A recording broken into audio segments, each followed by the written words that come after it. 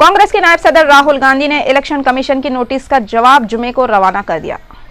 BJP ने election commission से मुनाफिरत फैलाने वाली तकरीर करने राहुल गांधी की शिकायत की थी, जिस पर 31 अक्टूबर को इलेक्शन कमीशन के पोल पैनल ने राहुल गांधी को नोटिस जारी करते हुए राहुल गांधी से वजाहत तलब की थी। राहुल गांधी की जानिब से इलेक्शन कमीशन को अरसाल करदा जवाब में कहा कि वो इंतखाबी खवायद व ज़वाबित की खिलाफ वर्जी के मुरतकिब नहीं है। राहुल गांधी ने अपने जवाब में वजाहत की कि उन्होंने अपनी तकारीर में फिरकावाराना मुनाफिरत फैलाने वाली कोई बात नहीं कही है। कांग्रेस के नायब सदर ने जवाब में कहा कि उन्होंने तकसीम की सियासत का हवाला दिया था। राहुल गांधी ने अपनी तकारीर को हक बजानिब करार दिया। इलेक्शन कमिश्नर वीएस संपत ने राहुल गांधी का जवाब मिलने की तस्दीक कर दी, लेकिन उन्होंने तफसीलात बताने से इनकार कर दिया। वजीर पेट्रोलियम एम वीरप्पा मोइली ने सीमा आंध्रा से ताल्लुक रखने वाले कांग्रेस कायदीन के एक गोशे को आंध्र प्रदेश की तकसीम का वाज़े इशारा देते हुए कहा कि सीमा आंध्रा के अवाम को खातिर ख्वाह राहत फराहम की जाएगी। अगर आंध्र प्रदेश की तकसीम अमल में आए तो सीमा आंध्रा के अवाम को राहत फराहम की जाएगी। ममलिकत वजीर फाइनेंस JD सलीम ने विजराती ग्रुप के रुकन से मुलाकात के बाद मीडिया के नुमाइंदों से बातचीत करते हुए कहा कि रायलसीमा और साहिली आंध्रा के अवाम की तशवीश और इन्हें दरपेश मसाइल से विजराती ग्रुप को वाकिफ करवाया जा रहा है। दरहकीकत इस मसले को दोनों खित्तों के अवाम के इत्मीनान के मुताबिक हल कर लिया जाएगा। समाजवादी पार्टी के सदर मुलायम सिंह यादव ने कहा कि मरकज में आइंदा हुकूमत तीसरा मुहाज तश्कील देगा। दिल्ली में गुज़िश्ता माह 17 इलाकाई पार्टियों के इजलास के दौरान तीसरे महाज की हुकूमत बनाने की तैयारियां शुरू हो चुकी हैं। लोकसभा इंतखाबात को अपनी पार्टी के लिए बड़ा चैलेंज करार देते हुए मुलायम सिंह ने कहा कि तीसरा महाज अब अपनी हुकूमत तश्कील देगा। वाज़ेह रहे कि इस अमल के हिस्से के तौर पर 17 पार्टियों के कायदीन ने हाल ही में अपना इजलास मुनक़िद किया है। मरकज़ में समाजवादी पार्टी न सिर्फ अहम रोल अदा करेगी बल्कि मुल्क में बहुत बड़ी तब्दीली लाएगी। 30 अक्टूबर को बाएं बाजू जनता दल, NDMK, BJD और UPA की हलीफ पार्टी NCP के बशमूल कई इलाकाई पार्टियों के कायदीन ने शिरकत की थी। समाजवादी पार्टी उत्तर प्रदेश में तमाम 80 नशिस्तों पर कामयाबी का मंसूबा रखती है। बीजेपी के सीनियर कायद यशवंत सिन्हा ने कहा कि तरक्की के मामले में उस वक्त किसी भी रियासत को नमूना के तौर पर पेश नहीं किया जा सकता क्योंकि कई कौमी मसाइल से मौसर तौर पर निपटा नहीं जा रहा है। यशवंत सिन्हा ने ये बात इस वक्त कही जब उनसे पूछा गया कि गुजरात मॉडल और बिहार मॉडल में कौन सा बेहतर है जिसे कौमी सतह पर अपनाया जा सकता है। अलावा अजी इन्होंने कहा कि रियासती मॉडल सिर्फ मखसूस गोशों जैसे ज़राअत, देही तरक्यात, तालीम और सेहत तक महदूद है। कई कौमी मौज़ूआत जैसे बैंकिंग और मार्केट से रियासती हुकूमतें निपटा नहीं करती। अलावा अजीम मुल्क की मौजूदा माशी सूरत हाल पर तबसरा करते हुए यशवंत सिन्हा ने कहा कि पॉलिसी साजों का अमरीका पर काबिल रहम हालत तक इन्हिसार ठीक नहीं, इन्हें इस तर्ज अमल को तब्दील करना चाहिए। उत्तर प्रदेश के BSP रुकने पार्लियामेंट की दिल्ली क़यामगाह में एक और घरेलू मुलाजिम ने मारपीट की शिकायत दर्ज कराई है। ताज़ा FIR में 17 साला रामपाल ने रुकने पार्लियामेंट धनंजय सिंह की बीवी जागृति के खिलाफ शिकायत दर्ज कराई कि मामूली गलती पर उन्होंने पिटाई की है। मुतासिरा रामपाल की FIR की नकल मीडिया के सामने आई है, जिसके मुताबिक जागृति ने मुलाजिम रामपाल के पोशीदा आज़ा को भी निशाना बनाया है। FIR के मुताबिक जागृति के साथ उनके शौहर रुकने पार्लियामेंट धनंजय भी अपनी मुलाजिमा की पिटाई किया करते थे। दरियासना जागृति की मारपीट में हलाक होने वाली राखी की नाश का दिल्ली के एक अस्पताल में पोस्टमार्टम होने वाला है। राखी के मुबैना कत्ल के इल्जाम में उत्तर प्रदेश के जौनपुर हलके के रुकने पार्लियामेंट धनंजय सिंह और उनकी डेंटल सर्जन बीवी को पुलिस ने मंगल के रोज हिरासत में ले लिया है। मुल्क के पहले वजीर तालीम मौलाना अब्दुल कलाम आज़ाद के 125वीं यौम पैदाइश के मौके पर 11 नवंबर को एक कौमी पोर्टल का इफ्तिताह किया जाएगा। अक़लियती उमूर के मरकजी वजीर के रहमान खान, वजीर आज़म के मुशीर डॉक्टर सेम पेट्रोदा, मौलाना आज़ाद की स्वानिगार डॉक्टर सईदा हमीद और कौमी अक़लियती कमीशन के चेयरमैन वजाहत हबीबुल्लाह की मौजूदगी में इस पोर्टल का इफ्तिताह करेंगे। एयरफोर्स का एक और तैयारा गुजरात में हादसे का शिकार हो गया है, लेकिन इस हादसे में कोई जानी नुकसान नहीं हुआ है। गुजरात के जामनगर एयरबेस से परवास के बाद इंडियन एयरफोर्स का एक MiG-29 फाइटर एयरक्राफ्ट तैयारा अमरान और जेवापुर गांव में हादसे का शिकार होकर तबाह हो गया। एयरक्राफ्ट का पायलट इस हादसे में महफूज रहा। चुनाचे एयरफोर्स हुकाम हादसे की वजूहात का पता चलाने में मसरूफ है। इस हादसे की वजूहात के लिए तहकीकाती अदालत के क़याम का हुक्म जारी कर दिया गया है। इससे कबल 24 जून को भी एक एयरक्राफ्ट हादसे का शिकार हुआ था, जिसमें भी पायलट महफूज रहा। अगस्त 2012 में पेश आए हादसे में एयरफोर्स के 9 अहलकारों की मौत वाक़ हुई थी। अब्बू सालम, जिन्हें साल 2002 में एक ताजिर से 5 करोड़ रुपए की मुबैना तौर पर रकम के मुतालिबा पर कानूनी चाराजोई का सामना है। दिल्ली की अदालत ने जमानत दे दी है। एडिशनल सेशन जज धर्मेश शर्मा ने अबू सालम को 1 लाख रुपये के शख्सी मसलके और इसी रकम के मसावी जमानत पर इनकी दरख्वास्त को कबूल कर लिया। अदालत ने इसी मुकदमे में माविन मुलजिम की पहले जमानत मंजूर किए जाने की बिना पर अबू सालम को भी जमानत दे दी। वाज़ेह रहे कि इस मुकदमे में असल सरकारी गवाह से पूछताछ की जा चुकी है और सिर्फ 3 पुलिस ओहदेदारों को पेश होना बाकी है।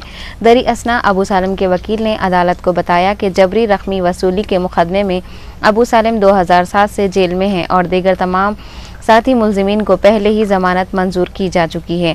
केस की समाअत के दौरान अदालत ने ताजिर अशोक गुप्ता का बयान भी कलमबंद किया, जिनसे मुबैना तौर पर अबू सालम ने 5 करोड़ रुपये का मुतालबा किया था और इन्हें धमकी दी थी।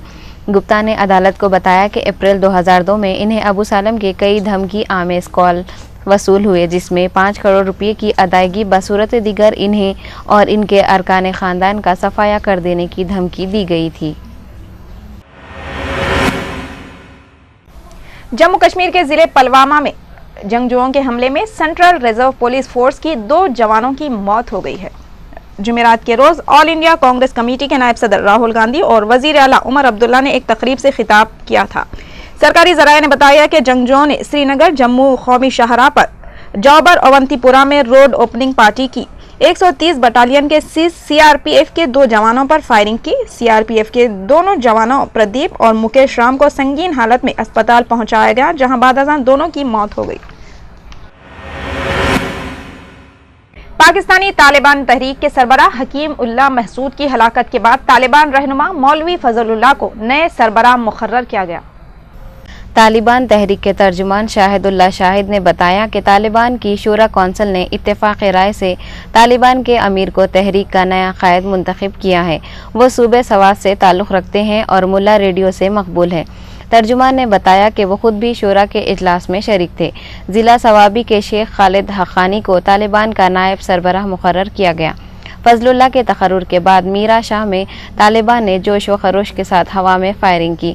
बताया जाता है कि मलाला यूसुफजई पर उनके ही आदमियों ने गोली चलाई थी।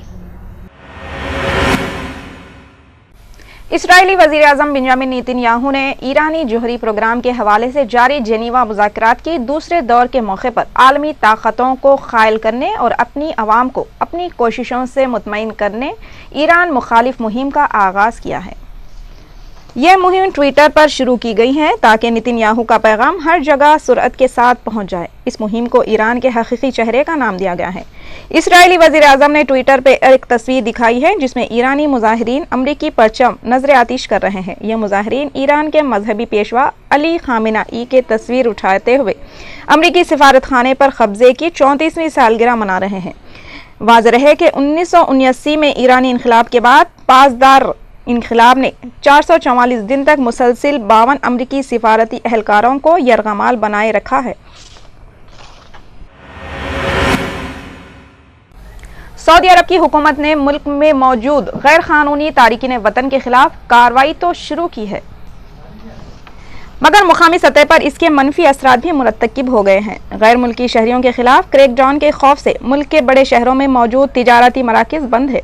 दीगर शोबों के साथ बेकरियों का शोबा भी बुरी तरह मुतासिर हुआ है। अलअरबिया.नेट की रिपोर्ट के मुताबिक सऊदी हुकूमत की जानिब से गैर मुल्कियों के कागजात की दुरुस्तगी के लिए दी गई 7 माह की मोहलत से फ़ायदा न उठाने पर बेकरियों को भी इसका खामियाजा भुगतना पड़ा है।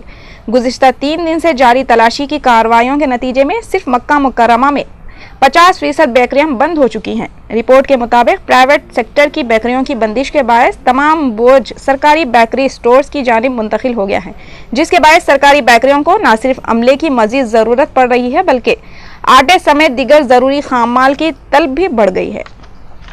सारे लोग जब वहाँ से खुरूज होगा, यहाँ आएंगे तो यहाँ क्या मसाइल होंगे। और ख़ुद सऊदी हुकूमत को भी सोचना चाहिए कि एक जुम्बिश क़लम से इतनी बड़ी तादाद में लोगों को जो है फिर दोबारा अपने ममालिक को भेज देना, उस पर भी उन लोगों को भी गौर करना चाहिए। और आज भी जो है ना लाखों लोग अगर वहाँ पर हैं तो लाखों लोगों के ऊपर कितने बच्चे और कितने उनके फैमिली डिपेंडेंट्स होंगे, इस पर ह्यूमैनिटेरियन ग्राउंड पर कुछ ना कुछ हमको सोचना चाहिए। देखिए काफ़ी मसाइल इस तरह के पैदा हो सकते हैं और खुदा ना खास्ता इस तरह के जो इम्कानात हो रहे हैं, अगर ऐसा होता है तो पहले से ही यहाँ पर जो मुकामी हमारा तेलंगाना का मसला है, जिसकी वजह से यहाँ के जो कारपोरेट्स हैं, यहाँ के जो बिजनेसमैन हैं और महंगाई की जो रेल फेल है, इन तमाम चीज़ों के वजह से जो मार्केट और जो गिरी हुई है, इस तमाम हालात के तहत अगर हम गौर करते हैं तो काफ़ी बहुत बड़ा मसला जो है हमारे सामने इस तरह का पेश आ सकता है। रवां साल का सबसे ताकतवर समंदरी तूफान हियान फिलिपाइन से टकरा गया है, जिसके बाद साहिली इलाकों में 335 किलोमीटर फी घंटा की रफ्तार से हवाएं चल रही है। यह इस साल फिलिपाइन में आने वाला 25वां तूफान है। माहिरीन मौसमियात के मुताबिक अगर सैटेलाइट की मदद से ली जाने वाली तस्वीर की बुनियाद पर लगाए जाने वाले अंदाजा सही निकले तो ये जमीनी इलाके से टकराने वाला तारीख का सबसे ताकतवर समंदरी तूफान साबित हो सकता है। तूफान के रास्ते में वाक़ शहरों और देहातों में स्कूल और दफातर बंद किए जा चुके हैं, जबकि हज़ारों अफराद को महफूज मकामात की जानिब मुंतकिल कर दिया गया है। इस तूफान की गुजरगाह में वो इलाके भी शामिल है जो गुज़िश्ता माह आने वाले ज़लज़ले की तबाही से संभलने की कोशिश कर रहे हैं। फिलिपाइन के महकमे मौसमियात के मुताबिक दर्जा 5 शिद्दत का यह तूफान उस वक्त मुल्क के मशरक़ी सूबे इस्मार में गोएगांव के जुनूब मशरिक़ में मौजूद है। इराक के दारुल हुकूमत बगदाद में मुख्तलिफ मकामात पर पेश आए बम धमाकों में 30 अफराद बशमूल 22 फौजी अहलकार हलाक और दीगर 50 के करीब जख्मी हुए हैं। हुकाम के मुताबिक 2 खुदकश बमबार ने बगदाद के फौजी चौकी को निशाना बनाया, जिसके नतीजे में 30 अफराद बशमूल 22 फौजी एहलकार हलाक हो गए, जबकि 50 के करीब दीगर अफराद ज़ख्मी हो गए हैं। ताहम इन धमाकों के बाद इराक के दारुल हुकूमत बगदाद में सख्त सिक्योरिटी इंतजामात किए गए हैं। वाज़ेह रहे कि आए दिन इराक के बेशतर मुकामात पर बम धमाकों के वाक़यात में सैकड़ों अफराद हलाक होते जा रहे हैं। ईरान ने कहा है कि जोहरी प्रोग्राम से मुताल्लिक़ आलमी ताकतों से मुज़ाकरात में मुआहदे का इम्कान है। मुज़ाकरात की कामयाबी की सूरत में अमरीकी सदर ने ईरान पर इक़्तिसादी पाबंदियां नरम करने का इम्कान भी जाहिर कर दिया है। गैर मुल्की ख़बरसां इदारे के मुताबिक ईरानी वज़ीर ख़ारजा मोहम्मद जावेद ज़रीफ ने जनीवा में आलमी रहनुमाओं से मुज़ाकरात के पहले रोज़ के अख्तिताम पर मीडिया से गुफ्तगू करते हुए कहा कि ईरान अपने एटमी प्रोग्राम पर आलमी तहफ़्फ़ुज़ात को दूर करेगा, लेकिन यूरानियम अफसोदगी को मुकम्मल तुर्क नहीं किया जाएगा। उन्होंने कहा कि आइंदा दिनों में संजीदा गुफ्तगू का आगाज़ होगा। ईरान की नई हुकूमत एतदाल की राह अपनाएगी। ईरानी अवाम ने यह मौका तख्लीक किया है और इससे ज़ाय नहीं होना चाहिए। ईरान के वज़ीर ख़ारजा का कहना है कि ईरान के जोहरी प्रोग्राम पर आलमी ताकतों के साथ होने वाली बातचीत में मुआहदा मुमकिन है।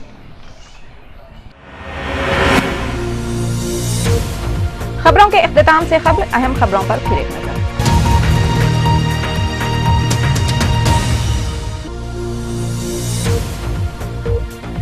गैर कानूनी तारिकीन वतन के खिलाफ कार्रवाई। मक्का मुकरमा की 50% बेकरियां बंद। दस्तावेजात दुरुस्ती की मोहलत से फायदा न उठाने का खामियाजा।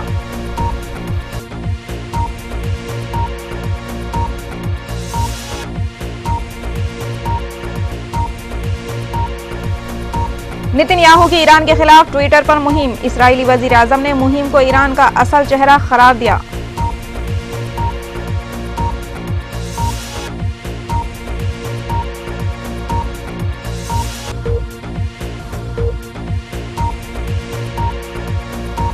जमीन से जमीन पर मार करने वाली अग्नि-1 मिसाइल का कामयाब तजुर्बा।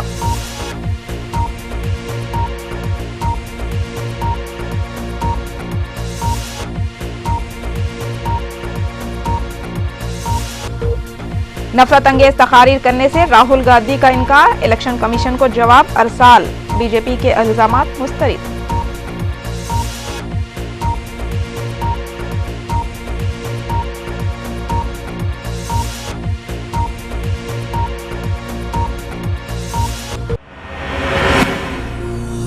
फिलहाल रूबी आलमी खबरनामे में बस इतना ही। देखते रहिए रूबी चैनल की दीगर खुसूसी पेशकश। तब तक के लिए अल्लाह हाफिज।